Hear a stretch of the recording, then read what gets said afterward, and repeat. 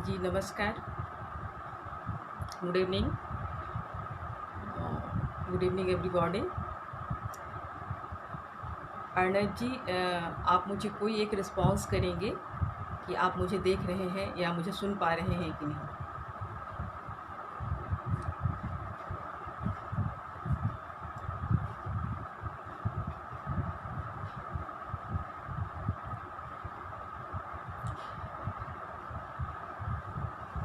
Ji thank you. जी मैं Ranjana Sharma, doctor Ranjana Sharma Kolkata से।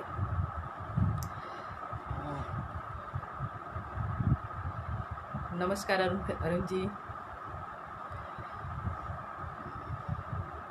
मैं सबसे पहले जन सुलभ पुस्तकालय, थैंक यू अरुण जी। आवाज़ जा रही है आप तक, मेरी आवाज़ आप लोगों तक मेरी आवाज़ जा रही है।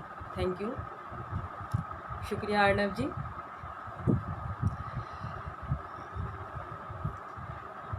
सबसे पहले तो मैं अर्पण कुमार जी को, जनसुलभ पुस्तकालय के सचिव को धन्यवाद ज्ञापित करना चाहती हूँ। उन्होंने मुझे इस मंच से जोड़ा और मैं मेरे बहुत करीब के मित्र, बहुत करीबी मित्र डॉक्टर अरुण शीतांश जी को धन्यवाद देना चाहूँगी।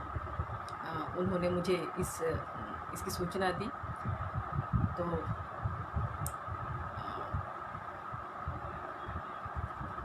सबसे पहले तो यह कि मैं कोलकाता शहर से हूँ और हर तमाम शहरों की तरह कोलकाता भी जो है अपनी संस्कृति के लिए केंद्र में है। और यह अवसर जो मुझे आज मिला है, इसके लिए मैं हृदय से आभार व्यक्त करती हूँ। और ये संध्या, चूँकि ये संध्या, ये खूबसूरत शाम कविताओं के नाम मैंने शुरू में ही कहा है, मैंने फेसबुक पर इसी रूप से पोस्ट किया है। तो कविताओं के बारे में आज बात करनी है, और कविताओं के बारे में बात करनी है का मतलब ये है कि कविताएं जैसे भी हो, जो लिखते हैं वो जानते हैं कि कविताओं पर बात करना अमूमन ऐसा है जैसे कोई ऐसी सुरीली राग हो, कोई ऐसी बात हो जिस पर आप बहुत देर से इंतज़ार कर रहे हो कि आपको बस बात करनी है। तो मुझे भी कभी कभी लगता है कि कविताओं पे बात करना लगभग वैसा ही है। मेरा तो यह मानना है कि जो भी लिखते हैं, जो कविताएं लिखते हैं, चूँकि सारी विधाओं में रचनाएं हो रही है, लेकिन जो कविताएं लिखते हैं तो जैसे कहानी और उपन्यास निरंतर मन में चलता रहता है, कविताएं भी चलती रहती हैं। मेरा तो यह मानना है कि कविताएं एक अफुरंत प्रक्रिया है, और इस अफुरंत प्रक्रिया के साथ मुझे पता नहीं कि मैं किस रोज़ अनायास ही जुड़ गई और लिखना भी शुरू कर दिया। जैसे सभी लोग लिखते हैं, मैंने भी लिखना शुरू किया। पहले डायरी में लिखा करती थी, और डायरी जैसे सब लोग अलग हटा कर रखते हैं, छिपा कर रखते हैं, पता नहीं क्यों ये होता है। जैसे आजकल मैं अपनी विद्यार्थियों से लगातार कहती हूँ, लिखते हो तो लिखने के बाद उसके बारे में बात करो, चर्चा करो। लेकिन शायद मेरे समय कोई ऐसा नहीं था जो मुझे इस तरह से कह सके, या कि मैं किसी के इतने करीब नहीं थी कि मैं जिससे शेयर कर सकूं कि मैं कविताएं लिखती हूँ, और संकोच में ही रहती। और इसी संकोच में मेरी कविताएं लिखी तो जाती, लेकिन कभी किसी को इक्का दुक्का पढ़कर सुना दिया तो सुना दिया, लेकिन कहीं पब्लिश होने की बात मैंने सोची तक नहीं। और ये गजब की बात थी कि लंबे समय तक, मतलब काफ़ी समय तक कविताएं रची गई और रखी गई, रची गई और रखी गई। मुझे याद है कि मैं उन दिनों, क्योंकि कोलकाता में ही मेरी बीए की क्लासेस होती थी और मैं मफस्सल से आती थी। उस जगह का नाम हाली शहर है। तो वहाँ से मुझे ट्रेन से आना पड़ता था। तो जब मैं ट्रेन से आती तो अक्सर लौटते वक्त मुझे याद है आज भी कि मैं 4:48 की ट्रेन पकड़ा करती थी। वो शांतिपुर लोकल हुआ करता था, क्योंकि वो ट्रेन गैलोपिन हुआ करती थी। तो मेरा टारगेट ही होता था कि और मैं उस ट्रेन को पकड़ूँ। तो मुझे याद है कि मैंने एक अपने लिए जैसे लगता था कि उस ट्रेन में मैंने अपना एक निर्दिष्ट जगह बनाया हुआ है। ऑपोजिट साइड में लोग लड़ झगड़ कर, आमतौर पर लोकल गाड़ियों में होता है कि लोग ऑफ साइड में बैठना नहीं चाहते, और मैं ऑफ साइड में बैठती थी, और कटी हुई खिड़की के पास, जहाँ से पूरा जो है बाहर दिखाई पड़े। और जब मैं लौटती थी, मुझे आज भी याद है कि अक्सर मैं आसमान की ओर देखते हुए, और मुझे लगता था कि इस आसमान में ये ढलता हुआ जो सूरज है, ये पता नहीं कितना कुछ कह रहा है और कितना कुछ संदेश जो है मुझे दे रहा है या लोगों को दे रहा है। तो ऐसा अक्सर हुआ, मतलब कई दफ़े कई बार ऐसा हुआ कि मैं ट्रेन में ही जो मेरे पास नोटबुक या जो भी रहा करता था, मैं उसमें लिखने लगती थी। तो हाँ, अरुण जी, साहित्य की क्षति तो हुई और क्या कहा जाए। तो मैं लिखा करती थी, लेकिन मैंने कभी भी उसे किसी को दिखाने का प्रयास नहीं किया, नहीं अपने दोस्तों से उस तरह से कभी शेयर की। हाँ, कभी इक्का दुक्का कोई मित्र मिले तो उनको मैंने बताया, लेकिन उस तरह से मैंने कभी किसी को नहीं बताया कि मैं लिखती हूँ। और फिर मैंने अपनी पढ़ाई पूरी की और पढ़ाई पूरी करने के बाद फिर मैं चूँकि मैं वहाँ से मैं हाली शहर से फिर कांचापाड़ा हम लोग शिफ्ट हो गए। तो वहाँ भी मैं जिस कॉलेज में पढ़ाती थी, तो उस कॉलेज में बंगला डिपार्टमेंट की जो हेड थी डॉक्टर कृष्णा बसु, तो मैं उनसे बहुत शेयर करा करती थी। यहाँ बहुत सारे लोग जानते हैं कि डॉक्टर कृष्णा बसु बहुत ही जानी मानी बंगला की प्रख्यात कवयित्रियों में से एक हैं। तो मैं उनके साथ पता नहीं उनके साथ मेरे उम्र का जो फासला है काफ़ी रहा है, लेकिन फिर भी उनके साथ मैं इतना खुल जाती थी। और वो मुझे कहती थी कि जैसे मुझे जब भी मिले तो कहे, रंजना तोर मध्य एक राबिंद्रिक व्यापार आछे जानिस तो, तुई लेख भालो करे लेख।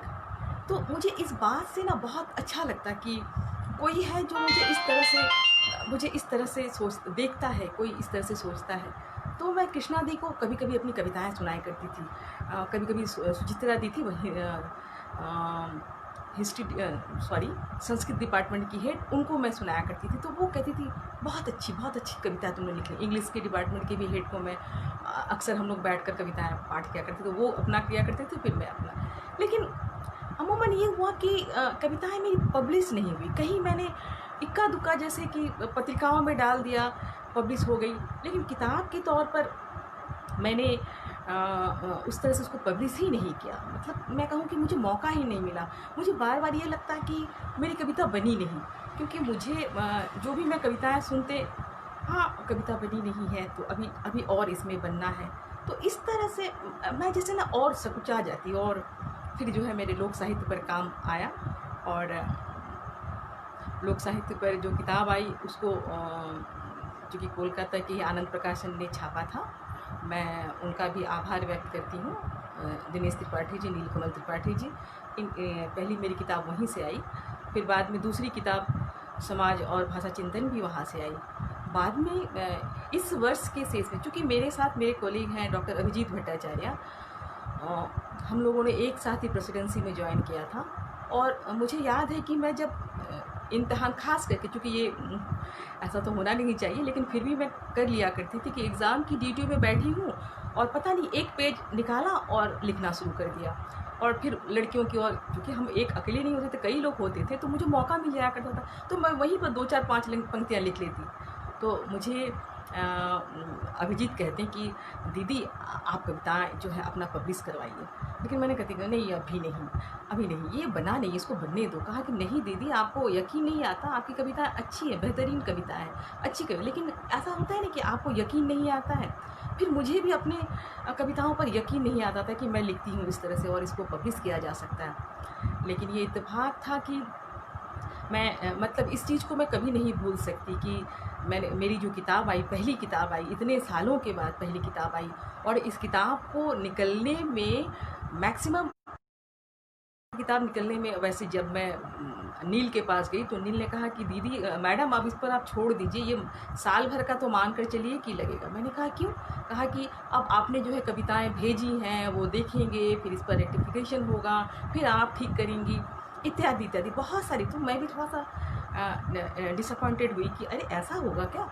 लेकिन आपको बताऊं कि मेरी कविताएं पहुंची 13 दिसंबर को, और 13 दिसंबर को मैंने उसको स्पीड पोस्ट किया, 16 को वो पहुंची, और 16 के शाम तक मेरी कविताएं रेक्टिफाइड हो गई। तो ये शायद ऊपर वाले का एक बहुत बड़ा मुझ पर आशीष चल रहा था, या उनकी नज़र मुझ पर थी कि इतनी जल्दी, मुझे नहीं लगता है कि कोई भी किसी भी कवि को इतना मतलब ऐसा सुयोग मिला होगा कि इतने कम समय में सारी कविताओं को एक साथ कोई देखकर और इतने खुले मन से कोई मेरी कविताओं को इस तरह से तराश सकता है, इतना मैं क्या कहूँ, मैं इसको बयां नहीं कर सकती। पहली दफ़ा ऐसा हुआ, मुझे लगा कि मेरी ज़मीन एकदम सख्त है और मैं जहाँ पर खड़ी हूँ उस जगह से मैं बाकायदा अपनी कविताओं को निकाल सकती हूँ, मेरी कविताएं पब्लिश हो सकती हैं। और मैं वो नाम यहाँ लेना चाहूँगी, अरुण सितांश जी ने उसको देखा था और उन्होंने, मुझे याद है कि मैं कॉलेज के एक मीटिंग से लौटी थी, उन्होंने मुझे कहा कि आपके पास समय है? मैंने कहा क्यों, बताइए। कहा कि आप एक पेन और पेपर लेकर बैठ जाइए 10 मिनट तक के भीतर। तो मैंने कहा ठीक है, मैं कोशिश करती हूँ। और मैं वो पेन और पेपर लेकर बैठी और अरुण जी ने मुझे उसी जगह पर, मुझे याद है कॉलेज में वो एक लीजर आवर था और मैं उसी जगह पर अपनी सारी कविताओं को जो जो मतलब पंक्तियाँ उनको लगी थी कि ये ठीक है या नहीं है, उन्होंने मुझे रेक्टिफाई कर दिया और कहा बस आप अपना काम शुरू कर दीजिए। और मैंने तत्काल जो है उसको फिर फॉरवर्ड किया प्रकाशक को। तो तब वो दंग रह गया कि जिसका मतलब इतने, जिसको मैंने कि साल भर का कह दिया था कि साल भर का समय लगेगा, वहाँ अगर ऐसा रिएक्शन आ रहा है तो वो, मुझे लगता है कि वो चौंक गए थे और उन्होंने तुरंत जो है उस पर काम शुरू किया। और मेरे साथ अभिजीत भट्टाचार्य ने बहुत मतलब पूरी तरह उसने मेरा साथ दिया और वो मिलकर ही, मुझे याद है कि ये 2 फरवरी को बुक स्टॉल पर ये किताब आ गई थी। तो ये एक बहुत बड़ी कहानी है और जिसको मैं छिपाती रही और मैंने लिखा भी है अपनी कविताओं की किताब की भूमिका में कि मेरे मन में कविताएं ऊकी की तरह, मतलब ये आ रही हैं फिर चली जा रही हैं, आप भी पाएंगी कि नहीं पता नहीं। तो ये रहा। अब तक तो मेरी 3 किताबें प्रकाशित हो चुकी हैं और एक किताब अभी बंगला लोकगीतों का समाजशास्त्र प्रकाशक के पास दिया हुआ है। और मैं बहुत जल्दी अगली, मतलब चूँकि मेरे पास मैटर तैयार है लेकिन लॉकडाउन की वजह से मैं पता नहीं कितना जल्दी ये काम कर पाऊँगी, मैं दूसरी किताब जो है कविताओं की लाने वाली हूँ। इसमें आप लोगों का आशीष, आप लोगों की शुभकामनाएँ, आप लोगों की दुआएँ मेरे ख्याल से साथ होंगी। और मैं इसके साथ, मैं कविताओं की बात करते करते मैं एक आध कविताएँ भी पढ़ती चलूँ ताकि आपको लगे कि कविताएं कैसी हैं, आप भी इसका रसास्वादन कीजिए। एक कविता है कथरी। कथरी सिल रहे हैं कई हाथ एक साथ, कथरी का चौताना कोना। सिल रहे हैं कई हाथ एक साथ, कथरी का चौताना कोना। पट पट उकेर रहे हैं सुई की नोक पर, मयूर पाखी, हरिण और मछली की आँख। टाँक रहे हैं फूल का मुखड़ा, चांद की हंसुली, रुद्र वरुण की जटाजूट मूर्तियाँ। कितनी ही मनगढ़ंत कहानियों की नायक नायिकाएं, अनकही नादानियाँ, न जाने क्या क्या गाँथ कर, परत पर परत पात कर, उष्मा से थाप कर, सिल रही हैं, अनवरत रच रही हैं, मोह जाल का अद्भुत संसार। सर्द सिहरन में पाते ओढ़े कथरी, परत दर परत डूब कर, उष्मा से लहलोट हो लिया संसार। न जाने खुरदुरी अनथके हाथ कब से सिलते भरते रहे हैं, रिक्त स्थानों की उष्माहट। और थमा कर बागडोर इन हाथों को अलमस्त सो रहा है, उष्मा में नहाया हुआ एक पूरा संसार। कथरी सभी लोगों को पता है कि कथरी जाड़े के मौसम में जब कम थोड़ी मतलब बहुत ज़्यादा जाड़ा ना पड़ रहा हो तब क्या करते हैं, वो हम लोग बंगला में उसको कैथा कहते हैं, उसे ओढ़ते हैं। और मैंने देखा है कि महिलाएं जब कथरी बनाती है, जिसको बिहार में गेंदरा भी कहते हैं, तो उस पर जो है कई कपड़ों की जो परतें हैं जो बिछाई जाती हैं और बहुत कलात्मक ढंग से इसको बिछाना पड़ता है कि कहीं गांठ न रह जाए। गांठ की वजह से जो है कथरी ओढ़ने में, मतलब काथा ओढ़ने में फिर मज़ा नहीं आता है। वो जितना गांठ रहित होगा, जितना वो उसके कपड़े जितने नर्म होंगे और उसको पातने में जितना वो कलात्मकता महिलाओं के हाथ दिखाते हैं, वो ओढ़ने में उतना ही मज़ा आता है। तो इस पर एक छोटी सी कविता थी। अगली कविता है सरहद। सरहद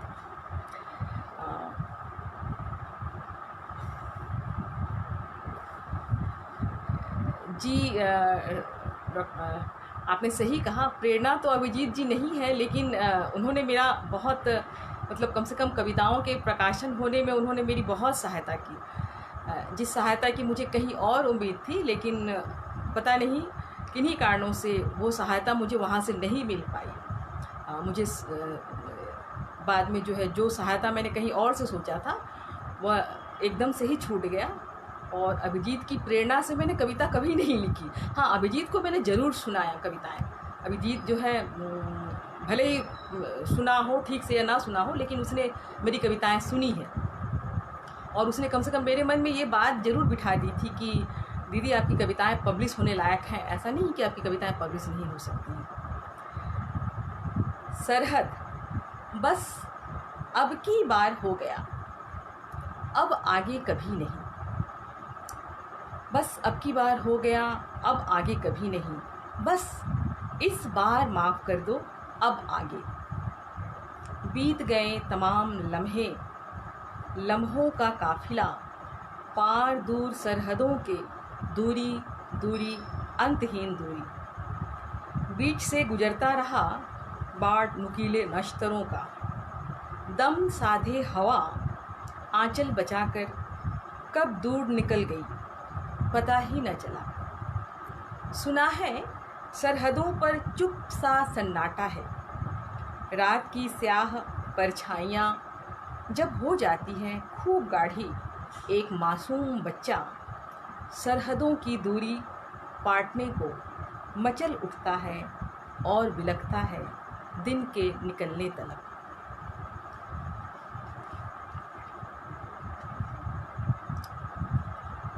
अगली कविता सफ़र का दौर है। ये मैंने विभाजन को ध्यान में रखकर, जब विभाजन हुआ होगा मुझे नहीं पता, मैं उस समय नहीं थी, लेकिन कवि तो अपनी कल्पना से कुछ दूरी तय कर लेता है अपनी कल्पनाओं के सहारे। तो शायद मेरे भीतर का जो थोड़ा बहुत कवि मन रहा है उसने इस दूरी को तय किया, और उसे लगा कि ऐसा हुआ होगा, क्योंकि हम लोग अक्सर उपन्यासों और कहानियों में कुछ न कुछ ऐसी घटनाओं को देख लेते हैं या पा जाते हैं जिनके माध्यम से एक खाका तो दिमाग में बन ही जाता है। इस कविता का शीर्षक है सफ़र का दौर। उस रोज चल रहे थे हम, कहाँ से शुरू किया था अब वह बहुत कुछ हो गया था धूमिल। पहुँचना है कहाँ यह भी था एकदम अनिश्चित। फिर भी चल रहे थे हम एक बहुत बड़े समूह में, गांव के गांव, हुजूम दर हुजूम पार करते हुए गलियारा, चौपाल, मेड़, सूना चौराहा, जंगल का किनारा, पहाड़, नदी, धूसर, उर्वर, कोलाहल, वीराना, सब पीछे छोड़कर चल रहे थे किसी अनिश्चित दिगंत की ओर।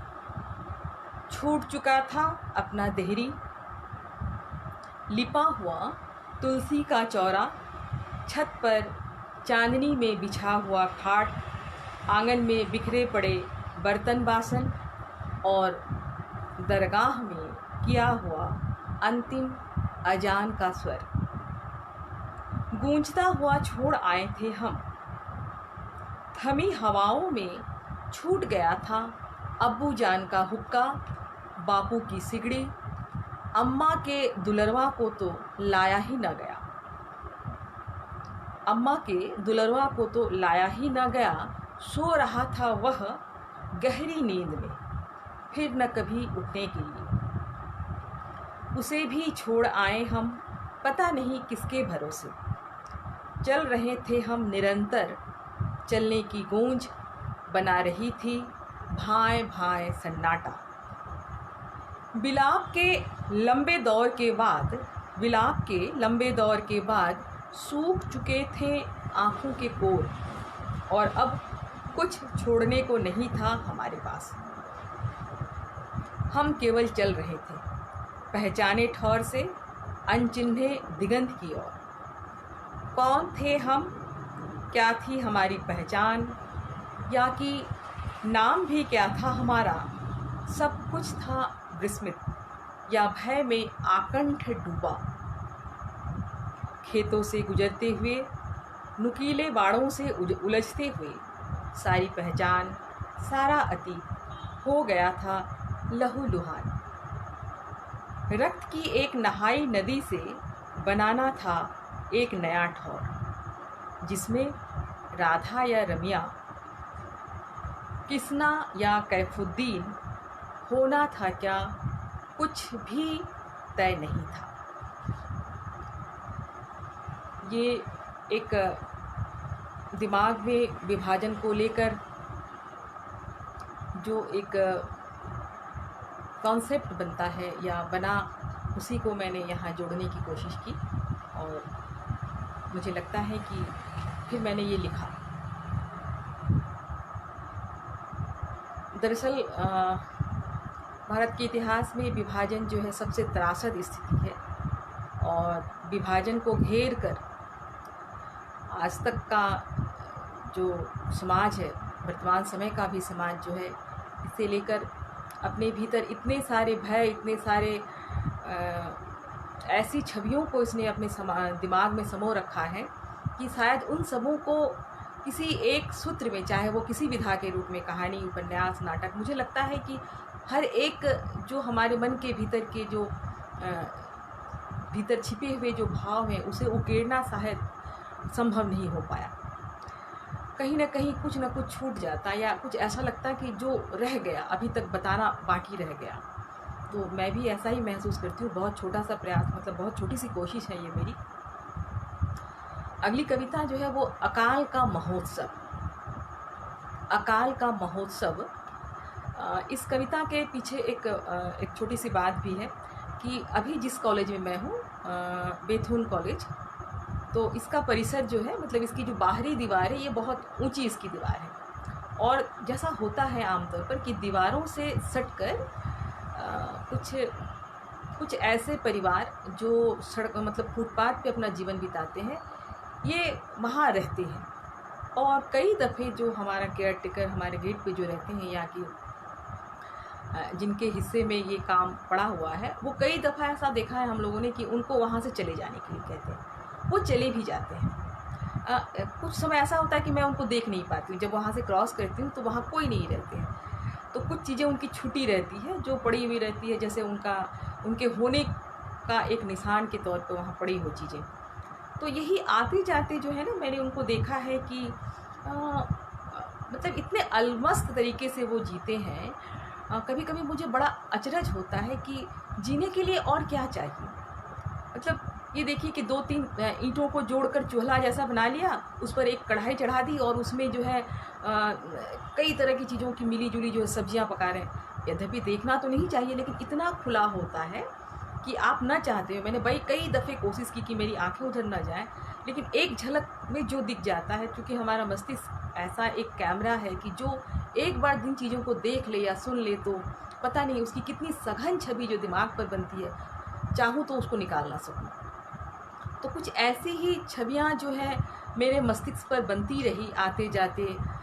कभी एक झलक उनको देख लिया, या उनका वो सड़क के किनारे ही फुटपाथ पे सो लेना, और ऐसे सोना कि जैसे हम लोग कहते नहीं कि घोड़ा बेच कर सो रहे हैं, ये मुहावरा है। तो मुझे कभी कभी लगता है कि कितने निश्चिंत, और कभी कभी जो है वो अपने जैसे बहुत गर्मी वाली दोपहरी है तो कहते हैं कि अमुक फिल्म को चलो देख आते हैं। तो मुझे कभी कभी लगता है कि ये एक बहाना है कि फिल्म देखने के नाते वो जो एसी कमरा जो उनको मिलेगा, या जो वो एक छाया में बैठने की जो सुविधा मिलेगी। तो मैंने ऐसा सुना है उधर से आते जाते। तो इन्हीं चीज़ों को लेकर दिमाग में एक बात बनती रही और बाद में एक कविता के रूप में भी सामने आई। तो उसका शीर्षक ही था अकाल का महोत्सव। फुटपाथ पर रोड से थोड़ा हटकर पेड़ की ओट लेते हुए फैला हुआ है अकाल भरा एक हरा भरा संसार। चावल की प्लास्टिक, कटे छटे आलू बैंगन, मछली की अधगली टुकड़ियाँ, नमक, चीनी, हल्दी, मिर्च का पुड़ियामय संसार। इसी में चल रहा है गृहस्थी की गाड़ी, अनादि काल से लेकर अनादि काल तक। यहीं पर रोज मुँह अंधेरे जगती है दुनिया, सजता है सारे अभावों का महोत्सव। यही होता है आत्मीय परिजनों का जमावड़ा। मनती है होली, दिवाली, ईद और दशहरा। दिन के मानिंद जब रात उतर आती है अपनी नीम अंधेरी सरगोशियों संग, दिशाएं बनती हैं दीवारें। आकाश की नीलिमा बन जाती है छत। नियॉन बल्ब की झपक उजाले में कट जाती है जिंदगी की तमाम सर्द रातें, झुलसता दिन, हारी बीमारी संग ऋतुओं का आना, नवजातकों का उम्र पार कर चले जाना। ऐसे ही हर बार लगातार कुछ वर्षों बाद नीम बेहोशी से जगती हैं कुछ फाइलें। कुछ वर्षों बाद नीम बेहोशी से जगती हैं कुछ फाइलें, करती हैं कार्रवाइयाँ अनान फनान, भयलित लोभ का घुमाते हुए चाबुक, और फिर अदृश्य हो जाती है अगले कुछ वर्षों के लिए। अनाहार अभाव के बैसाखियों पर टंगा जीवन चलता ही रहता है अकाल का महोत्सव मनाते हुए, खुले आकाश तले दिशाओं की दीवार पर पीठ टेके। तो ऐसा कुछ मैंने देखा था और देखने के बाद मुझे लगा कि इनका जीवन भी कट ही रहा है, कट ही जाता है। अभी कुछ रोज़ पहले, मतलब इस लॉकडाउन के पहले, उनमें से एक बुजुर्ग व्यक्ति थे जिनका एक मतलब दाहिना हाथ जो है वो हथेलियाँ उसमें नहीं थी, कटी, पता नहीं किन्हीं कारणों से कट गया हो। तो धीरे धीरे वो अस्वस्थ होने लगी। तो जब मैं वहाँ से गुजरती तो वो इतने कातर नज़रों से मुझे देखने की मेरा मन करता है कि मैं वहीं रुक जाऊँ। तो कभी इक्का दुक्का ऐसा हुआ कि चूँकि पता नहीं वो शायद बोल भी नहीं पा रहे थे, तो जैसा होता है आम तौर पर लोग क्या करते हैं, अपनी जेब से कुछ जो है निकाल कर उनके हाथों में थमा देते हैं। तो वो कुछ कहते नहीं और मुझे इस तरह से देखते जैसे कि जैसे पता नहीं कुछ कह रहे हो। तो मुझे मेरे भीतर एक भूख सी उठती कि पता नहीं ये क्या कहना चाहते हैं, लेकिन मुझे कह नहीं पाते। तो जब भी मैं जाती तो ज़रूर मैं उस जगह पर थोड़ा सा अपने कदम धीमे कर लेती और मुझे लगता है कि मैं उस एहसास को जी लूँ या उनको लगे कि मैं उनके साथ हूँ। तो इस तरह से काफ़ी समय कटता रहा। लेकिन एक रोज़ अचानक मैंने देखा कि जहाँ उनका वो एक व्हील चेयर नुमा रखा रहता तो वो नहीं है। तो ना मेरे भीतर धक से ये बात लगी कि अच्छा वो गए कहाँ अचानक। तो फिर भी मैंने किसी से पूछा नहीं, मैं चली गई कॉलेज। लेकिन लौटते वक्त ना मेरा मन माना नहीं। तो मैंने पूछा कि यहाँ जो वो बुजुर्ग बैठा करते थे वो कहाँ, मतलब क्या हुआ, वो दिखाई नहीं दे रहे हैं। तो कहा कि परसों ही उनका रात में उनका देहांत हो गया। तो मेरे वो कोई नहीं थे, मतलब मैं बिल्कुल उनसे अजनबी थी, मैं उनका ठीक से नाम भी नहीं जानती। लेकिन फिर ना अचानक से लगा कि एक वो जो कातर आंखें जो मुझे देखा करती थी, उन आँखों को जैसे मैं अभी भी देख पा रही हूँ कि वो मेरी ओर, मतलब वो आंखें देख रही हैं। तो फिर जो भी हो, इस तरह से मैंने मतलब ये है एक महसूस किया। और फिर अगर कविता बन गई हो और आपके सामने मैंने प्रस्तुत किया, अगर आपको लगता हो तो अपनी स्वीकृति का मोहर लगाएं। अगली कविता है रिश्ते। कुछ रिश्ते बयां नहीं होते, कुछ रिश्ते बयां नहीं होते। जीवन भर कुछ डोर बंधी पुरानी फाइलों जैसी। अक्सर हमारे घरों में इस तरह की कई फाइलें होती हैं जिन फाइलों को हम खोलते ही नहीं हैं, लेकिन हमें पता होता है कि वो फाइल हमारे पास है। तो कुछ ऐसा, कुछ रिश्ते बयां नहीं होते, जीवन भर कुछ डोर बंधी पुरानी फाइलों जैसी, जिनकी ज़रूरत रोज़ नहीं पड़ती, पर ये बनाए रखते हैं अहमियत जीवन भर। रखा रहता है जिसमें मकान और डेरे की कुछ अहम कागजात, कुछ ऐसे दस्तावेज जिन्हें हमेशा से चाहा जाता है किसी की नज़र ना पड़े, कुछ ज़रूरी रसीदें, वे निशान जिस पर पंचायत की लगते ही टीप उसी बरस से बदल गया था परिवार का जियोग्राफिया। गैर जरूरी कभी न काम आने वाली कागजों को भी संभाले रहती हैं फाइलें। कई दफ़े सबकी नज़र बचाकर टटोल ली जाती है बस। हम लोग ऐसा अक्सर करते हैं। हाँ, फाइल पड़ी हुई है तो ठीक। कई दफ़े सबकी नज़र बचाकर टटोल ली जाती है बस, या ठोक कर हाथ से उतार दी जाती है बस उसकी धूल, या ठोक कर हाथ से उतार दी जाती है बस उसकी धूल। दिन ब दिन रंग उतरते अपने चौतरफे कोनों से, दिन ब दिन रंग उतरते अपने चौतरफे कोनों से, तुड़ते मुड़ते फाइल में एकदम नीचे तहिया कर रखा गया यादों के रंग पुते कुछ गुलाबी पन्ने, समय पाकर कभी किसी एकांत क्षण में उठते हैं फहराव। पुराने पड़ते रिश्ते ज़रूरी फाइलों की तरह रोज़ नहीं खोले जाते। पुराने पड़ते रिश्ते ज़रूरी फाइलों की तरह रोज़ नहीं खोले जाते। ये कवि का मानना है। आप इसे मान भी सकते हैं, नहीं भी मान सकते हैं। अगली कविता, चूँकि मुझे अर्णव जी ने कोई समय नहीं दिया है तो मैं अभी निश्चिंत होकर कविताएं पाठ कर रही हूँ। मेरे ख्याल से आप भी मेरे साथ जुड़े हुए हैं और आपका ये जुड़े रहना मेरे लिए सौभाग्य की बात है। और यहाँ डॉक्टर सुब्रत लाहिड़ी जी हैं और वो लगातार कमेंट कर रहे हैं। हमारे जब मैं प्रेसिडेंसी में थी तो ये हमारे हेड थे और इन्हीं के अधीन मैंने, मतलब इन्हीं के अंडर मैंने अपनी सर्विस ज्वाइन की थी। इन्हीं के साइन करने पर मैं इनको नमन करती हूँ, मैं इनको प्रणाम भेजती हूँ। कविता, अगली कविता है भीड़। चूँकि भीड़ पर दो कविताएं हैं तो इसीलिए भीड़ 1 मतलब पहली कविता। भीड़ अभी तक मैं अपने संग्रह से ही अब तक जो प्रकाशित हो चुकी है जो किताब में, वही उसी संग्रह से मैं पढ़ रही हूँ। मेरी कोशिश रहेगी कि जो अभी अप्रकाशित रचनाएं हैं उसको भी मैं कुछ एक कविताएं जो हैं यहाँ पाठ करूँ। तो ये कविता है भीड़। भीड़ नाम रहित समूहवाचक संज्ञा शब्द है। आकार से बृहदाकार होते भीड़ का चेहरा नहीं होता है, इसलिए भीड़ मस्तिष्क विहीन ज्ञानहीन होती है। भीड़ निर्दिष्ट जुबान शून्य होती है। आकारहीन भीड़ संघर्ष के कठिनतम क्षणों में भी मस्तिष्क का प्रयोग किए बिना रौंद आती है उन सारी परिस्थितियों को जिसके परिणाम रूप में जमती है भीड़। वैसे भीड़ का जमना सभ्य समाज की सांस्कृतिक देन है। वैसे भीड़ का जमना सभ्य समाज की सांस्कृतिक देन है। भूख से बिलबिलाते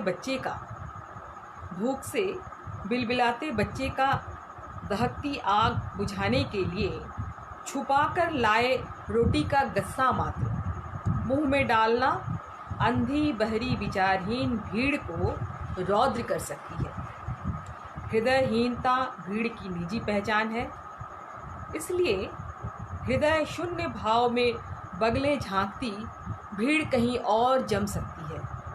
अंधी बहरी भीड़ तब मूक भी बन जाती है जब उन्हीं के स्वेद रक्त से जमा हुए कोटि कोटि संपत्ति राष्ट्र के कर्णधार स्वयं की सेवा में खूब उड़ाते हैं। भीड़ मस्तिष्कहीन होती है, इसलिए समझ नहीं पाती है। ज्ञान शून्यता हृदयहीनता परे ठेल कर इनको अगर भीड़ कोई मोर्चा बना पाती तो दुर्भोग भरा जन का जीवन शायद सहज सुंदर बन जाती। मतलब चूँकि आमतौर पर अमूमन हम लोग एक भीड़ की ज़िंदगी ही जीते हैं और हमें अपना रिएक्शन मतलब अपनी प्रतिक्रिया देने के बजाय हम अक्सर जो है लोगों की दी हुई प्रतिक्रिया को ही आगे बढ़ा देते हैं। आजकल तो ये बहुत ज़्यादा हो रहा है और इसी का परिणाम यह है कि स्वतंत्र रूप से सोचकर कुछ कहे जाने की स्थिति जो है लगभग एक एक सिरे से जो है वह दरकिनार किया जाता रहा है। हम किसी और की बात सुनते हैं और फिर उसमें जुड़ जाते हैं। तो किसी ऐसे ही क्षण को मैंने यहाँ पकड़ने की कोशिश की थी। तो ये दूसरी कविता है, भीड़ पर ही है, भीड़ 2 के नाम से। भीड़ आज सिर्फ समूहवाचक संज्ञा शब्द नहीं, यह एक जमाव मात्र भी नहीं, यह तर्क कुतर्क का केवल उग्रतम रूप भर नहीं, यह सांघातिक आक्रोश है, उन्मादना है और कभी कभी विक्षिप्त समूह भाव प्रदर्शन संज्ञा शून्य भीड़ में सही गलत न्याय अन्याय के अपने अपने मानकों के अनुसार तैयार करते हैं। अंधी बहरी भीड़ में एक खतरनाक भेड़िया धसान कब आ मिलता है शातिर चालबाजियों से, समझने के पहले भीड़ कर चुकी होती है काम तमाम। आज फिर भीड़ गली के नुक्कड़ पे, चौक पे हमारे तुम्हारे दिमाग में बना रही है एक खतरनाक घेरा। हम सभी लोग देख रहे हैं कि मॉब लिंचिंग का जिस तरह से बोलबाला हुआ है, इससे यह एक भय बना है हमारे भीतर कि लोग किसी बात को समझने के पहले ही या उसके तह तक जाने के पहले ही निर्णय ले लेते हैं। भीड़ की ये एक बहुत बड़ी भूमिका होती है, या उसकी अपनी एक विशेषता है, खास विशेषता है कि किसी निर्णय तक पहुंचने के पहले मस्तिष्क का प्रयोग किए बिना ही उस जगह पर पहुंच जाना। तो यह भी किसी एक वैसे ही क्षण को पकड़ने की कोशिश। अगली कविता है आवाज़। यह कविता 2003 में जब मैं मतलब घूमने के क्रम में मनाली में ठहरी थी, तो वहाँ लौटते वक्त ब्यास नदी को जिस तरह से बहते देखा था, और उस पार मैंने देखा था कि कुछ महिलाएं बहुत दम साध कर, मतलब अपने पैरों को बहुत संभाल कर सर पे बहुत सारा वो लकड़ियों का बंडल सर पे रखे वो उतर रही थी। तो पता नहीं उस क्षण में मुझे एक बात जैसे याद आई और फिर एक कविता बनी। कविताएं तो ऐसे ही बन जाती है, पता नहीं कौन सा क्षण किसके भीतर कहाँ क्लिक कर जाए। और मेरा तो यह मानना है कि ये अपुरंत प्रक्रिया जो है चलती ही रहती, भले उसका लेखन या उसे हम लिपिबद्ध कर ले तो कविता बन गई, और ना लिखें तो फिर वो दूसरे पल जो है, जैसे आसमान में एक पल के लिए इंद्रधनुष दिखा और फिर वो पता नहीं कहाँ गुम हो जाता है, तो वैसे ही कविताएं भी इंद्रधनुषी छटा के साथ मन पे उभरती हैं और फिर पता नहीं कहाँ चली जाती हैं। लाख खोजे उसे फिर हम नहीं पाते हैं। अविनाश जी आए हैं। अविनाश जी, आपको बहुत बहुत धन्यवाद। अभी कुछ दिन पहले मतलब पिछले सप्ताह ही अविनाश जी ने एक बहुत ही, मैं उनको धन्यवाद देती हूँ। अभी यहाँ सामने हैं वो, मतलब यहाँ दिख रहे हैं इन द सेंस की मुझे उनका आइकॉन दिख रहा है। इन्होंने मेरी कविता नींद की नदी की समीक्षा जो है रिव्यू लिखी और जनसंदेश टाइम्स लखनऊ में ये प्रकाशित हुआ। मुझे बहुत अच्छा लगा कि इन्होंने बहुत गहराई से मेरी कविताओं को पढ़ी और पढ़कर इन्होंने एकदम, मैंने इनसे यह भी कहा है कि कविता जो लिखी जाती है, जो भी लिखते हैं, तो वह एक रचना की पहली प्रक्रिया है। उस रचना की पहली प्रक्रिया में जैसे लगता है कि कैथार्सिस थ्योरी इम्प्लीमेंट हो रहा है, और लिखने के बाद एक अजीब प्रकार के सुकून से लिखने वाला भर जाता है। लेकिन जब एक रिव्यू करने वाला, एक आलोचना करने वाले और समीक्षा लिखने वाले लोग उसमें प्रवेश करते हैं, तो फिर वो जो है पुनर्रचना की प्रक्रिया वहाँ फिर से शुरू होती है। तो मैंने अविनाश जी को मैं इस बात के लिए बहुत बहुत धन्यवाद देती हूँ कि उन्होंने उस पुनर्रचना की प्रक्रिया में प्रवेश करके मेरी कविताओं पर अपनी नज़र उन्होंने रखी और बहुत ही सुंदर तरीके से उन्होंने इसकी जो है समीक्षा और रिव्यू दिया था। मैं उनको बहुत धन्यवाद देती हूँ। ये कविता है आवाज़। आवाज़, एक आवाज़ मुकम्मल बन पाने के पहले ही टूट गई। फिर एक उठती आवाज़ फाका कशी सी ढह गई कि अब आवाज़ हाशिए पर से चोर निगाहों से देखती है समय का गट्ठर ला दे उतरती पहाड़ी नदी की रफ्तार। कहीं धुंध छटती आवाज की दूसरी छोर पर दूर गूंजती है गांव की मुश्तकिल तस्वीर। वो पहुंचती नहीं वहां आवाज की सरगर्मी, रहती है स्त्रियां वहां अब भी कई कई परतों के पीछे। छूटता है अभी भी अपने अस्तित्व का प्रश्न। आवाज उठती है, शोर शराबे में डूबती है, पर पुख्ता नहीं बनती। पर पुख्ता नहीं बनती हर आवाज, क्योंकि वहाँ नहीं पहुँच पाती जहाँ अंधेरे की हाशिए पर दम साधे खड़ी हैं अभी भी धरती की आधी आबादी और उनकी आसमान तोड़ती आवाज़, और उनकी आसमान तोड़ती आवाज़। अगली कविता बंधन, कविता का शीर्षक बंधन है। चूँकि बंधन में तो दोनों बनते हैं, स्त्री और पुरुष दोनों ही बंधन में बन जाते हैं, लेकिन इन बंधनों में बंधने का जो जिन परिभाषाओं में स्त्रियां जुड़ती हैं या जिन परिभाषाओं से स्त्रियां जुड़ जाती हैं या जोड़ी जाती हैं, ठीक क्या वैसी ही परिभाषाओं से पुरुष जुड़ते हैं कि नहीं, इस पर कहीं जो है कविता के क्रम में एक बात आई और फिर वो कविता बनकर सामने आई। मैं रखती हूँ आपके सामने, कविता रखी जा रही है, आप जरा इस पर गौर करें। शीर्षक ही है बंधन। बांधने के लिए चुना एक बंधन, बांधने के लिए चुना एक बंधन, बंधन से अधिक बांधने का क्रम। वेश कीमती जेवरात, वस्त्र, लकदक श्रृंगार, जाने क्या क्या। फिर स्त्रीत्व सुख से मातृत्व बोध का बंधन, एक नवीन सुखद बंधन, अद्भुत बांधने की हौस। बंधती रही, कसी जाती रही, घुट गया दम कहीं चूल्हा चौकी चौक बाजार की आवाजाही में। फेफड़ों में डूबती सांसें भर भर कर दम भरती रही पतिव्रता और सुलझे बच्चों की माँ। चाहती थी खुली हवा, खुला आकाश, खुलता सरजमी, तुम्हारी तरह, ठीक तुम्हारी तरह। आदम जात की आधी आबादी, आदम जात की आधी आबादी, तितलियों और चिड़ियों की हासिल्स भीतर दबाए मन पाथर में करती रही निहोरा। पर खोल खुले आकाश में पंछी सा उड़ने का सपना एक रोज कर ही लेगी पूरा इस बंधन संसार में।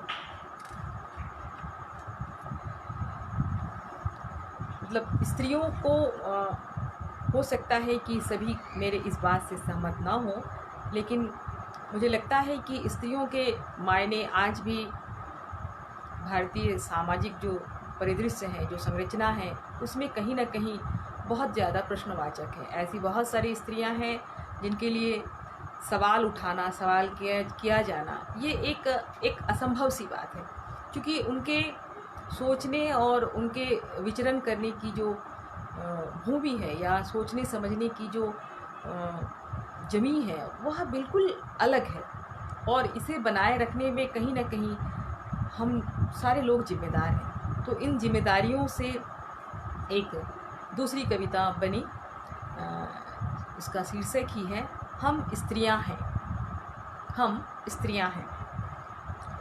प्रश्न लगातार हमारे आसपास रहते हैं, प्रश्न लगातार हमारे आसपास रहते हैं, मुखरता में, मौन में, हवाओं में, क्षितिज के पार तक, हमारी आस्था में, अंतिम दम विश्वास में, हमारे बने रहने का प्रश्न, टिके रहने का प्रश्न, संपूर्ण अस्तित्व का प्रश्न, दीवारों के एक सिरे से दूसरे सिरे तक गूंजते हैं प्रश्न।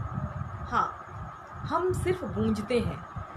हिलती डुलती है हमारी परछाइयाँ, हिलती डुलती है हमारी परछाइयाँ, हर रोज बन कर आता है एक नया प्रश्न। सुबह बिस्तर की सिलवटें संवारने से लेकर रात फिर चादर बिछाने तक प्रश्न हम में प्रतिक्षण प्रतिध्वनित होता है। आत्मीय परिजनों में, आसपास मोहल्ले में प्रश्न लगभग घूम आता है क्षण भर में सारे दिगंतों से, अक्षांश देशांतर की रेखाओं से परे। हम स्त्रियां हैं तभी प्रश्न और भी जटिल हो जाता है। हमारी आस्था, हमारा विश्वास अक्सर के होने का प्रश्न, अपने होने न होने का प्रश्न भी प्रश्न बनकर गूंजता रहता है हमारे आसपास लगातार, हरदम। स्वाभाविक है, स्त्रियों के होने का जो अपना एक प्रश्न होता है, उस प्रश्न पर हम कितना ध्यान देते हैं, यह तो हर एक को मुझे लगता है कि अलग अलग तरीके से सोचने की आवश्यकता है। हर एक जो है, जिसको कहते हैं कि हमें अपने ही गिरेबान में कहीं झांक कर देखने की ज़रूरत है। तो अगर हम झांकना शुरू कर देते हैं तो शायद कोई बात बन जाए। इसी सिलसिले में मैंने स्त्रियों को ही लेकर एक दूसरी बात, मतलब एक दूसरी कविता में इस तरह से सोचा था। इसका चूँकि इसमें कई सीरीज़ की तरह ये आए हैं, तो लेकिन मैं ये चौथी कविता पढ़ती हूँ। कविता के क्षण 4। वे परिवृत्त रहती हैं अपने आंगन चौका गली मोहल्ले की उड़ती खबरों के साथ। वे परिवृत्त रहती हैं अपने आंगन चौका गली मोहल्ले की उड़ती खबरों के साथ, या झगड़े, फैसले, झूठे मान मनुहार, और कभी खीसे निपोर कर बसाती रातों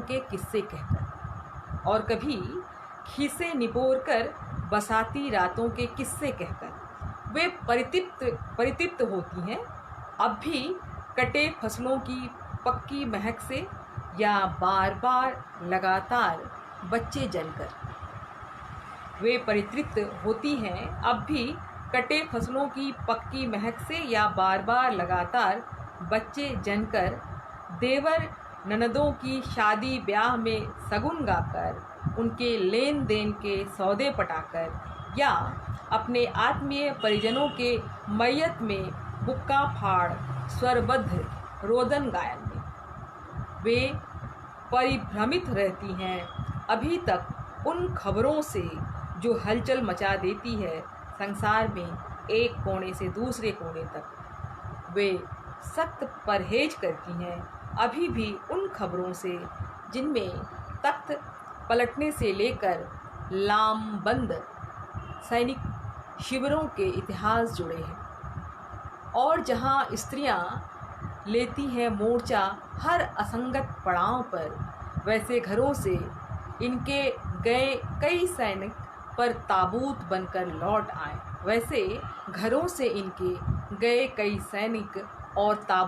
लौट आए। पर अब तक देहरी, चौका, मंडी, मेला ही इनके सरोकार के हिस्से बने हैं। इनके शिक्षा, स्वास्थ्य, रोजगार, उन्नति टोटके के बीज हैं जो झाड़ फूंक कर और बीन बांध कर बाहर कर दिए जाते हैं। अभी भी अपने पुरुषों द्वारा अनगिनत अपमानजनक प्रहार ये सह जाती हैं। बच्चे जनने की मशीन अब तक मानी जाती हैं। हाँ, सबसे सख्त सज़ा इन्हें तब दी जाती है जब अपने स्वत्व पर कोई हिस्सा बचाने का यह दुस्साध्य कार्य कर जाती है। सबसे सख्त सज़ा इन्हें तब दी जाती है जब अपने स्वत्व का कोई हिस्सा बचाने का दुस्साध्य कार्य ये कर जाती है। तो स्त्रियों को लेकर ये कुछ थोड़ी सी बातें। अभी जैसे ये जब ये कोरोना का मतलब ये जो पेंडेमिक फैला, तो अनायास हम सब लोगों को एक दफ़े ऐसा लगा कि प्रकृति हमसे कुछ कहना चाहती है, क्योंकि हमने लंबे समय तक प्रकृति को अनसुना किया और शायद इसी अनसुने के कारण प्रकृति को एक बार लगा कि उसे भी कुछ कहना है। यद्यपि हर एक को कुछ ना कुछ कहना रहता है, क्योंकि हम लोग अक्सर बहुत सारी चीज़ों को सहते रहते हैं, बहुत देर तक सहते हैं, लेकिन एक दौर ऐसा भी आता है जब लगता है कि सहने की जो यह सीमा है अब ये सहा नहीं जा रहा है। तो क्योंकि ये कविता पहले आई थी, इस कविता में प्रकृति के कुछ एक वैसे ही हिस्से को कहने का प्रयास किया गया है। शीर्षक ही है धरती। शीर्षक है धरती। गमखोरों सी बहुत कुछ छुपा लेती है धरती। गमखोरों सी बहुत कुछ छुपा लेती है धरती अपने भीतर। कई राज हमारी यात्रा के दफ्न करके सीने में चुपचाप सिले होठ सह लेती है धरती।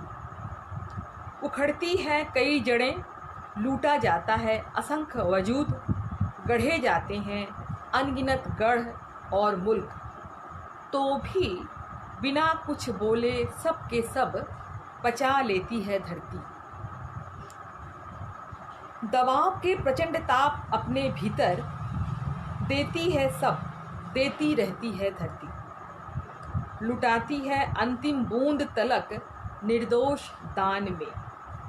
सहन भार ढोते ढोते जब हो जाता है बहुत बहुत कुछ असह्य, तो समुंदर के सीने का पानी, सुप्त आग्नेयगिरि की अग्नि, पृथ्वी की सहनशीलता फूट पड़ती है, कहीं सुनामी बनकर, कहीं ज्वालामुखी या भूडोल रूप धरकर। बहुत देर तक कोई दाब सहती नहीं धरती भी अपने भीतर हमारी तुम्हारी तरह। बहुत देर तक कोई दाब सहती नहीं धरती भी अपने भीतर हमारी तुम्हारी तरह। अभी 2-3 रोज पहले, शायद कल या परसों ही, ज्योतिया का पर्व मनाया गया। माएँ जो हैं अपने संतान के लिए, खास करके पुत्र संतान के लिए ये करती हैं। और फिर उसके बाद ही आ जाता है एक और पर्व, करवा चौथ। करवा चौथ भी स्त्रियां ही करती हैं अपने पुरुषों के लिए, अपने पति के लिए। तो ऐसा ही कुछ हो सकता है कि बहुत सारे लोग मुझसे सहमत ना हो, मतलब मुझसे मेरी कविता से सहमत ना हो, तब भी मैं ये कविता पाठ करती हूँ। भृत्यों के प्रभु, भृत्यों के प्रभु, प्रभुओं को कब रही है, प्रभुओं को कब रही है भृत्यों की वैसी ही मांग। क्योंकि ये एक प्रथा है, एक प्रचलन सा है कि स्त्रियां जब करवा चौथ करती हैं तो वो चांद को पहले वो चलनी से देखती हैं और देखने के बाद अपने पति को देखती है और कहते हैं, ऐसा माना जाता है कि वो मांगती हैं कि अगले 7 जन्मों तक यही जो है मुझे पति के रूप में मिलते रहे। तो कहीं छोटी सी बात जो है लगी, ऐसी बात ही तो लग जाती है और कविता बन जाती है। तो एक छोटी सी बात कहीं लग गई और फिर एक यह बनी कि thank you Vijay ji, thank you very much Vinay Vishwanath ji, आपको बहुत बहुत धन्यवाद। भृत्यों के प्रभु, प्रभुओं को कब रही है भृत्यों की वैसी ही मांग, जैसे कि भृत्य मांगते हैं अपने प्रभुओं की सलामती। जैसा कि भृत्य मांगते हैं अपने प्रभुओं की सलामती, उनकी लंबी उम्र की दुआ, बार बार ऐसा ही दया निधान करुणा के सागर प्रभु मिले। इन्हीं के द्वारा तार लिया जाऊं हर बार, वो जानते हैं चाहने न चाहने से उनके फर्क नहीं पड़ता। वो जानते हैं चाहने न चाहने से फर्क नहीं पड़ता। जैसे छींट कर सम्मोहन श्राव चुप बैठ जाता है घाघ और निश्चिंत रहता है, ठीक प्रभु भी अदृश्य जाल बिछाकर निश्चिंत है, शांत है। कि ठीक मैं इसी भृत्य द्वारा बार बार चुन लिया जाऊंगा अपने आखिरी दिनों तक। आखिरी दिनों तक ही क्यों? आखिरी दिनों तक ही क्यों? आगामी 7 जन्मों तक ऐसा ही भृत्य पाऊंगा। आखिर करवा चौथ के दिन झिर्रियों से चांद को निहारते हुए, आखिर करवा चौथ के दिन झिर्रियों से चांद को निहारते हुए भृत्य ने यही तो मांगा था।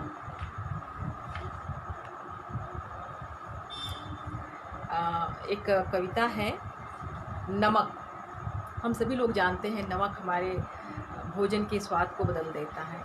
तो कैसा होता है ये नमक जब लहू में दौड़ने लगे। नमक, शीर्षक है नमक। बड़ी बेस्वाद जिंदगी अपमान को नमक जान दिनों दिन थाम रखा था। अपमान को नमक जान दिनों दिन थाम रखा था। लौह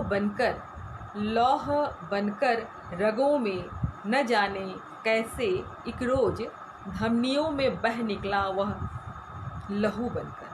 लौह बनकर रगों में न जाने कैसे एक रोज धमनियों में बह निकला वह लहू बनकर। और न जाने कहाँ से उतर आया जीवन का अनचखा नमकीन स्वाद।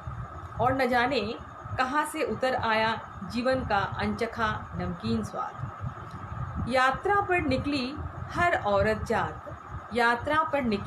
औरत जात सर पर लादे अपने अनचिन्हे वजूद की गठरी ठठरी अब छप्पर सी छा रही है। जाने कहाँ से एक पुरकश बुलंद आवाज सी आ रही है। धूप घनी राह पे भटकते हुए एक पुख्ता छाह की तलाश में तुम्हारी आवारगी के छाले फोड़ते न जाने कैसे एक मंद शीतल बयार की महक धूप छाही मेघ बन छा रही है। वह अकेली स्त्री मेह बन छा रही है। वह अकेली स्त्री गुजर रही है एक साथ पार करती हुई सदियों की अनगिनत लोनी चौखटें। अब एक खुले आसमान तले चांद सितारों संग सूरज से आंख मिला रही है। अब एक खुले आसमान तले चांद सितारों संग आंख मिला रही है। शुक्रिया सरिता जी, आपको बहुत बहुत धन्यवाद। अक्सर ऐसा होता है कि हमारे जीवन में कुछ ऐसी चीज़ें होती हैं जिसे हम किसी के लिए चुनते हैं कि उसे उपहार देना है या उपहार देने की बात सोचते हैं, लेकिन किन्हीं कारणों से या किन्हीं कारणवश वो उपहार उन तक पहुंचता ही नहीं है। तो वो उपहार कैसा होता है जो पहुंचता ही नहीं है, जिसके लिए वो उपहार चुना गया था और कभी मन में ये बात थी कि ये उपहार उसे देना है, लेकिन पहुंच ही ना पाया। तो एक कविता की शीर्षक है, मतलब कविता उपहार के नाम से लिखी गई। उपहार। वकुल सेमल पलाश या अमलतास। वकुल सेमल पलाश या अमलतास आज कोई रंग कोई गंध छूती नहीं उसकी बूढ़ी सलवटों को। आज कोई रंग कोई गंध छूती नहीं उसकी बूढ़ी सलवटों को। सहलाती नहीं मिचमिचाती आँखों की बुझती रोशनी को। सहलाती नहीं मिचमिचाती आँखों की बुझती रोशनी को। चांद की चांदनी भी अब स्याह सफ़ेद का खेल है। चांद की चांदनी भी स्याह सफ़ेद का खेल है। भोर की रागिणी या शाम की सुरमई अब कभी दूर कहीं भीतर नहीं बज उठती है।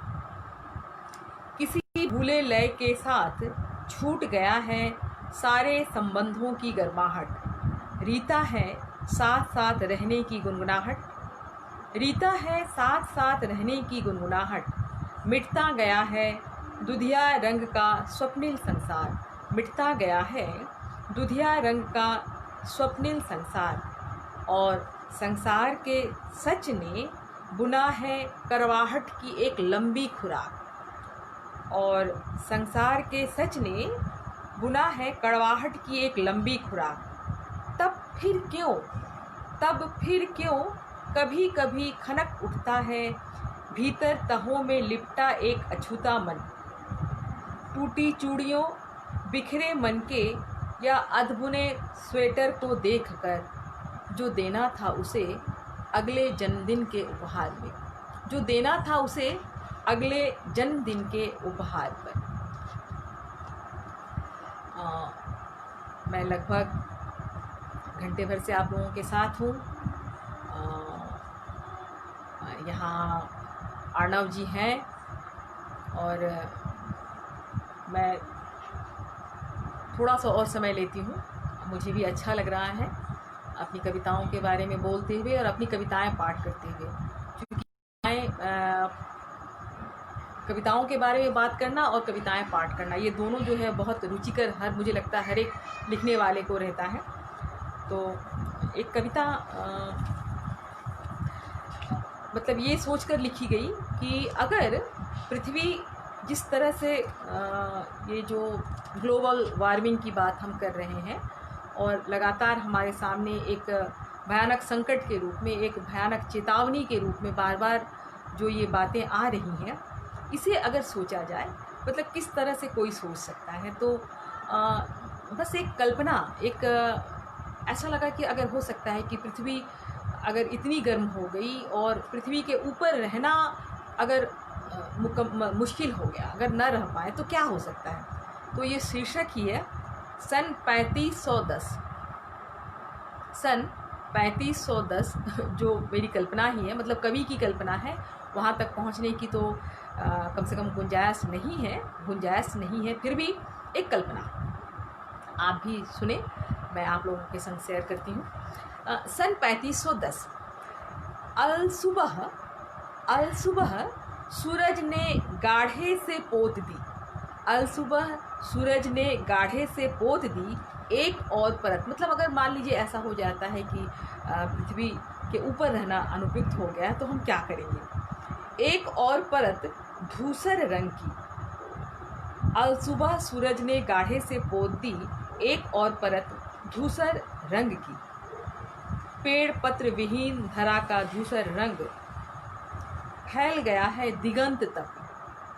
पेड़ पत्र विहीन धरा का धूसर रंग फैल गया है दिगंत तक। सभ्यता की चिंता में रत बूढ़ा चिंतक बाँचता है अखंड रामायण, महाभारत का शांति पर्व, कालिदास का मेघदूत, शेक्सपियर का मैकबेथ, चेखव की कहानियाँ।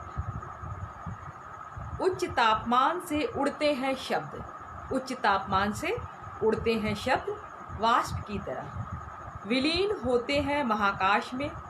महाकाश शून्यता से साय साय करता है, महाकाश शून्यता से साय साय करता है। धूं धूं करती है गर्म लहरें, धूं धूं करती है गर्म लहरें। नीचे बसता है, नीचे बसता है संख्याओं का एक विशाल संसार, नीचे बसता है संख्याओं का एक विशाल संसार। इस संसार के सभी जीव, इस संसार के सभी जीव अब केवल एक नंबर है। जो उच्च तकनीक वाले व्यक्ति कंप्यूटर से जुड़े हैं, क्योंकि तब कोई नाम नहीं रहेगा, केवल संख्याओं से लोग जाने जाएंगे। तो ये कल्पना कवि ने की है कि इस संसार के सभी जीव अब केवल एक नंबर है, जो उच्च तकनीक वाले व्यक्ति कंप्यूटर से जुड़े हैं। शिराओं धमनियों में दौड़ता है कंप्यूटर जनित सिग्नल, समस्त जैव क्रियाएं निर्धारित होती हैं कंप्यूटर पर। सिग्नल आता है, संख्या 435 को तरावट की सख्त ज़रूरत है। सिग्नल आता है, संख्या 435 को तरावट की सख्त ज़रूरत है। भेजा जाता है उसे जलवाष्प वाले चैम्बर में, भेजा जाता है उसे जलवाष्प वाले चेंबर में तरावट और तारल्य के लिए, तरावट और तारल्य के लिए एक नारी संरचना वाली देह, एक नारी संरचना वाली देह दयालु शैतान और क्रूर भगवान का भोग बनती है। नित्से के मृत प्रभु जो नर हैं को जिलाए रखा है अब तलक, क्योंकि मादा लिंगीय भ्रूण कंप्यूटर जनित सभ्यता के आरंभ में ही एक एक कर नष्ट किए जा चुके हैं और अब नारी देह वाली संरचना बिना किसी वर्गीय और संबंधीय भेदभाव के भोगे जा रही है। ऊपर बूढ़ा चिंतक मछुआरे का कोई प्राचीन गीत गुनगुनाता है, नीचे की सभ्यता को जीवित रखने का सूत्र ढूंढता है, हरियाली और तारल्य का सूत्र। अब की शब्द कोशों से खत्म हुए चंद्रमा, तारे, रात्रि, मेघ, मलयज, हरितिमा, हरसिंगार के लुप्त अर्थों के सूत्र रंग गंध स्पर्श सहित रख जाना चाहता है इन्हें सदियों तलक जीवित इतिहास में। रंग गंध स्पर्श सहित रख जाना चाहता है इन्हें सदियों तलक जीवित इतिहास में। अल सुबह अलार्म बजता है। कैसा होगा वो दिन? देखिए, अल सुबह अलार्म बजता है। पृथ्वी के नीचे बसे संसार में सार्वजनिक कंप्यूटर पर एक संदेश उभरता है। सन 3510 17 जून और एक नए दिन की शुरुआत मान ली जाती है। ये कवि की कल्पना मात्र है कि हो सकता है कि कभी ऐसा हो कि जब पृथ्वी पे ऊपर रहना संभव ना हो तो जब हम नीचे होंगे तो कैसे होंगे। मैं इस संग्रह की अंतिम कविता, मतलब चूँकि और मैं इस संग्रह से नहीं पढ़ूँगी, एक कविता जो मुझे बहुत पसंद है और यह भी जो है उसी दरमियान जब हिमाचल प्रदेश हम घूमने गए थे तो उसी दरमियान ये कविता लिखी गई थी।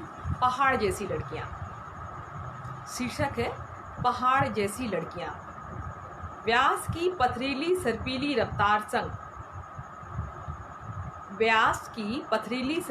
रफ्तार संग पहाड़ से उतर रही है पहाड़ जैसी लड़कियाँ। बंठे को सर पे ला दे कुशल नटी सी सधे सधे कदमों से चल रही है पहाड़ जैसी लड़कियाँ अपने प्रभुओं को अमर बनाने।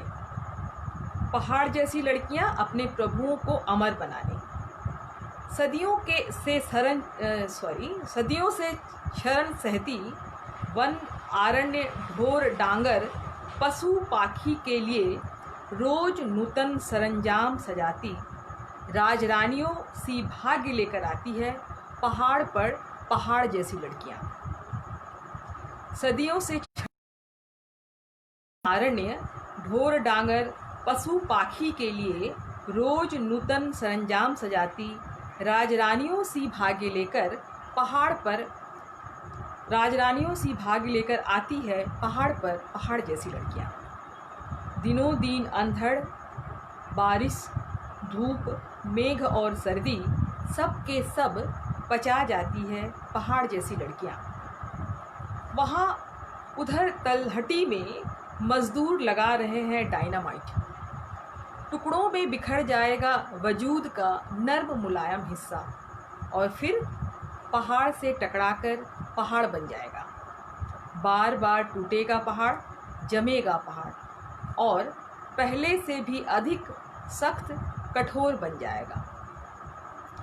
बरसात की तेज स्रोते वाली कोई मौसमी नदी धो देगी पहाड़ के सारे दुख, सारा मलाल। भूल जाएगा पहाड़ अगला पिछला सारा हिसाब, ठीक जैसे भूल जाएगी पहाड़ सी लड़कियां अपने राजरानी होने के सारे अवसर। ठीक जैसे भूल जाएगी पहाड़ सी लड़कियां अपने राजरानी होने के सारे अवसर। ये मैं अपने संग्रह की कविताओं को अब मैं रख रही हूँ, और बमुश्किल मैं, और जो मेरी अब तक जो लिखी जाने वाली कविताएं हैं उसमें कुछ एक कविताएं बहुत अच्छी लगी मुझे, मैं आपसे भी शेयर करना चाहती हूँ। क्योंकि मैं प्रेम कविता लिख नहीं पाती हूँ, मतलब प्रेम की कविता लिखी नहीं गई अब तक, लेकिन एक कविता जो है मुझे लगता है कि ये क्योंकि इस कविता का शीर्षक ही रखा है प्रेम गीत।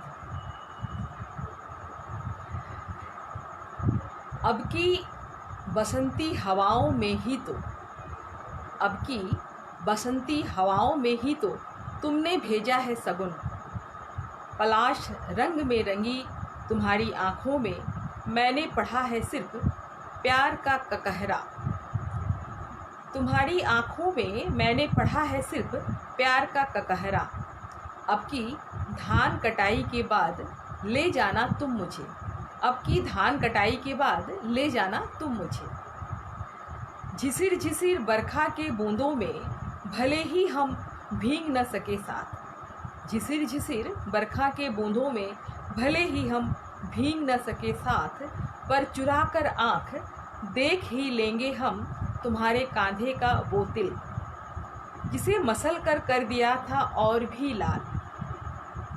रात छत पर किसी बहाने से, रात छत पर किसी बहाने से सरगोशी करती हवाओं से हम मांगेंगे अपना हिसाब, कि क्यों नहीं पातियाँ जो रोज़ लिखा करती थी तुमरे नाम, कि क्यों नहीं पातियाँ जो रोज़ लिखा करती थी तुमरे नाम ठीक ठीक लाकर तुम्हें दिया।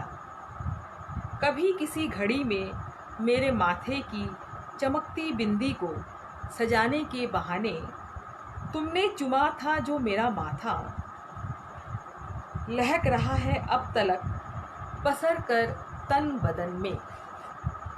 ये मन का मिलन भी न जाने कौन कौन जन्म का किस्सा है, ये मन का मिलन भी न जाने कौन कौन जन्म का किस्सा है। हमरी ठाव तो बस अब तुम्हारी बाहों में उगी मछली है, हमरी ठाव तो बस अब तुम्हारी बाहों में उगी मछली है, जिसे हमने अपने बालों के जाल में बांधा है, जिसे हमने अपने बालों के जाल में बांधा है। चारों तीर्थ देख आए, 7 समंदर और 13 नदी भी लांघ गए, पर तासीर प्यार का न कमा और न कमा। हम लिखना चाहते हैं कोई ऐसा गीत, हम लिखना चाहते हैं कोई ऐसा गीत जो इस माया जाल में बन जाए पतवार, और हम सुकून से तुम्हारे सीने पर सर रखकर उतर जाए पार, और हम सुकून से तुम्हारे सीने पर सर रखकर उतर जाएं पार। शुक्रिया अरुण जी, शुक्रिया। हाँ, ये मनी प्लांट जो है ओरिजिनल है, ऐसा ना लगे कि ये ओरिजिनल नहीं है, ये सही में है, और इसको मैंने बड़े जतन से बनाया है। अच्छा, तो इसी मनी प्लांट के सिलसिले में मैं एक कविता, हाँ सही, मैंने एक कविता, पेड़ करते हैं इंतज़ार। पेड़ों को भी इंतज़ार रहता है, मुझे लगता है कि पेड़ भी जो है इंतज़ार करते हैं, तो कैसा होता होगा इनका इंतज़ार। पेड़ करते हैं इंतज़ार। ये भी एक इत्तेफाक है कि लॉकडाउन के ठीक पहले वाले दिन मैं अपने घर, चूँकि मेरा जो अपना घर है, मैं जा रही थी, बाई ट्रेन जा रही थी उस रोज़, तो अचानक से मुझे लगा, वो मुझे दिन याद है, 3 मार्च का वो 14 तारीख था और शनिवार का दिन था। तो अचानक ही मुझे जैसे लगा कि चूँकि बहुत दिनों के बाद मैं जा रही थी और ट्रेन से, तो वो जो जैसा कि मेरा अपना अनुभव रहा है खिड़कियों से बाहर देखना, और ये मुझे लगता है सबका रहता है, तो फिर वही जो है ट्रेन में ही ये कविता लिखी गई, पेड़ करते हैं इंतज़ार, आपसे शेयर करती हूँ। पेड़ों के नहीं होते पैर, न ही होते हैं चिड़ियों सा पंख, उड़ने की लाख तमन्नाओं के बावजूद पेड़ नहीं हटते एक चूल भी। अपनी जगह से। उड़ने की लाख तमन्नाओं के बावजूद पेड़ नहीं हटते एक चूल भी अपनी जगह से। एक धड़कता दिल अपने विराट वजूद में समाए, एक धड़कता दिल अपने विराट वजूद में समाए, पेड़ दिनों दिन रहते हैं अपनी बाहें पसारे। प्रवासी पाखियों के लिए करते हैं मौसमों का बेसब्री से इंतज़ार। कभी कभी तो होते हैं पेड़ इतना बेबस कि समझते हुए भी कि ये रुतों की है बस खामख्याली, कर लेते हैं सब कुछ एक सिरे से हजम। पेड़ पुरानी पड़ती इस धरा के सबसे पुरातन दूत है। पेड़ पुरानी पड़ती इस धरा के सबसे पुरातन दूत हैं। क्षितिज तक फैले प्रेम संदेश को पेड़ चुपके से सरका देते हैं पृथ्वी के कोख में, और फिर एक नए चमत्कार से नहा उठती है धरती। और फिर एक नए चमत्कार से नहा उठती है धरती। पेड़ों पर करके यकीन, पेड़ों पर करके यकीन, बांध आती है रंगीन धागा सारी माएँ सारी बहुएं, अपना सारा विश्वास और भरोसा संजोकर। पेड़ों का धड़कता नन्हा सा दिल, पेड़ों का धड़कता नन्हा सा दिल पास खड़े पेड़ से करना चाहता है कितनी ही सिंदूरी शामों में गलबहियाँ। पेड़ों का धड़कता नन्हा सा दिल पास खड़े पेड़ से करना चाहता है कितनी ही सिंदूरी शामों में गलबहियाँ। किसी चांद रात में हो जाना चाहता है एकाकार एक नए जन्म के लिए। किसी चांद रात में हो जाना चाहता है एकाकार एक नए जन्म के लिए। पर निश्चुप रहता है पेड़, पर निश्चुप रहता है पेड़ अनवरत। जंगलों से निकलते राहों पर छींटते हुए छाँव पेड़ करते हैं लगातार इंतज़ार किसी एक रोज़ जंगल बन जाने के लिए। पेड़ करते हैं लगातार इंतज़ार किसी एक रोज़ जंगल बन जाने के लिए। अगर अर्णव जी आपका मुझे कोई एक संदेश चाहिए, क्या मैं इसे कंटिन्यू रखूं या कि मैं एक अगली कविता के साथ इसे अब समाप्त करूं? क्योंकि काफ़ी हो चुका और कविताओं को भी, क्योंकि कवि तो उसके भीतर तो ये बात होती ही है कि जितनी कविताएं हैं सब सुना डालें, लेकिन ये ठीक बात नहीं, मतलब ये ठीक नहीं है। मुझे अरुण जी के प्रोग्राम में भी ये देखने को मिला था, इन्होंने भी स्वीकार किया था, नहीं ये बिल्कुल ठीक नहीं है कि अपनी कविताएं सुनाते ही रहें सुनाते ही रहें। तो अगर अर्णव जी हैं यहाँ तो मैं उनसे पूछना मतलब जानना चाहती हूँ कि क्या मैं एक कविता और पाठ कर सकती हूँ, या कि फिर